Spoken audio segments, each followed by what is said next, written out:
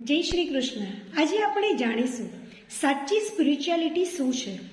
લોકોના મનમાં એવું લાગે છે કે સ્પિરિચ્યુઆલિટી એટલે ખાલી ને ખાલી પ્રભુમય બનવું. ના, જો બહારની વસ્તુઓ તમારા મન ઉપર હાવી ન થાય ને ત્યારે સમજવું કે તમે પોતે સ્પિરિચ્યુઅલ છો. સંસારમાં રહીને પણ સ્પિરિચ્યુઆલિટી માની શકાય છે. બાળપણથી જ આપણે પ્રભુમય બનીએ તે જ આપણી સાચી સ્પિરિચ્યુઆલિટી છે. ઘડપણ માટે તેનો વેટ ન કરવો જોઈએ. પ્રભુને પણ દરેક વસ્તુ ફ્રેશ જ ગમે છે.